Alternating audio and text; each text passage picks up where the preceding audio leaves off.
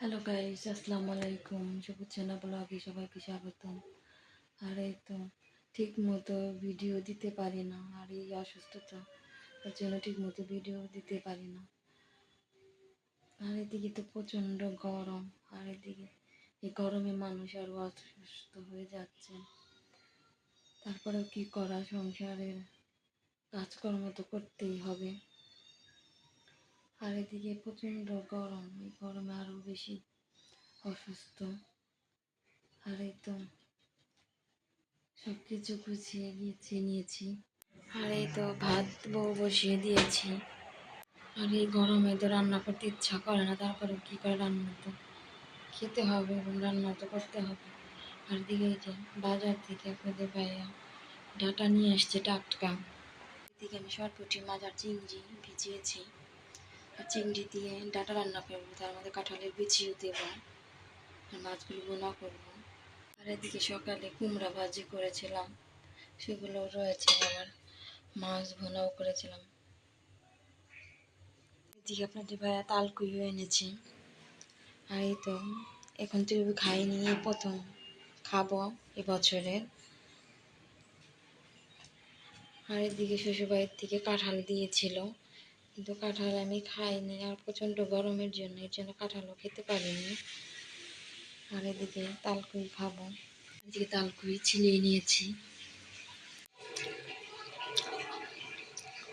আর তালকুই তো সেই পছন্দের। আর এখান থেকে আমি আরেকটা ছিলিয়ে নেব। আর এদিকে ডাটাগুলো বেছে নেব। আমি ডাটাগুলোও বেছে নিয়েছি, আর ডাটার মধ্যে আমি কাঁঠালের বীজই দেবো। আর এদিকে চিংড়িগুলোও বেছে রেখেছি। আর এদিকে চিংড়িগুলো কিছু গুঁড়া চিংড়ি ছিল, সেগুলো আমি বেটে নিয়েছি। আর এদিকে মাছগুলো এখনও ধুই নাই, এগুলি পরিষ্কার করবো। আর এদিকে আমি ডাটাটা এখন বসিয়ে দেবো। পেঁয়াজ, জিরা, আদা, কাঁচা মরিচ আর বেটে রাখা চিংড়ি আর বড় চিংড়ি, সেগুলো দিয়ে আমি ভালো করে মশলাটা কষিয়ে নেব। মশলাটা কষানো শেষে আমি ডাটাগুলো দিয়ে দেবো। ধুয়ে রাখা ডাটা, কাঁঠালের বিচি, কাঁঠালের বিচি ভালো করে কষিয়ে নেব। এদিকে ডাটাগুলো কষানো আছে, একেবারে সিদ্ধ হয়ে গেছে। আর এখানে আমি হালকা করে জল দেবো।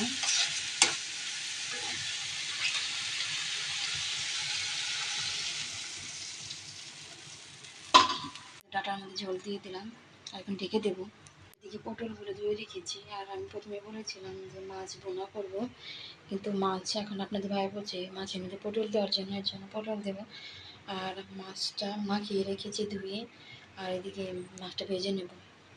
এই মাছগুলো ভেজে নিচ্ছি। আর প্রচণ্ড গরম, গরমের কারণে রান্না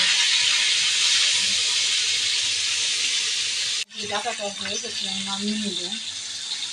যারা জানেন ডাটা দিয়ে কাঁঠালের বিচি কেমন লাগে, আর যারা খাননি তারা ডাটা দিয়ে আর চিংড়ি দিয়ে রান্না করে খাবেন, দেখবেন অনেক ভালো লাগবে। আর এই রান্নাটা তো আমার অনেক পছন্দের।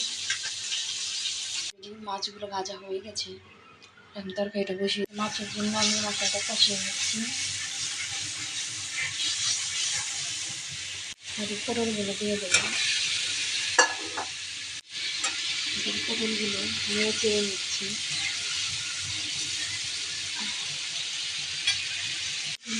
আমি কষানো শেষের দিকে আমি একটু মাছগুলো দিয়ে নেড়েছি, তারপর ঝোল দিয়ে দেবো।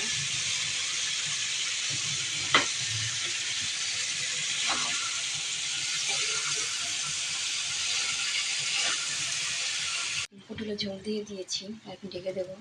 পটল দিয়ে মাছ রান্না হয়ে গেছে, আর চুলার জাল নিভিয়ে দেওয়া হয়েছে। আর এদিকে আমি গরমের মধ্যে গোসল করতে গিয়েছিলাম।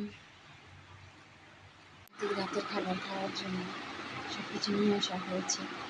আর এদিকে ভাত নিয়েই খাচ্ছে। প্রচণ্ড গরম, আর এমনিতেই অসুস্থ, গরম শরীরটা সেই খারাপ।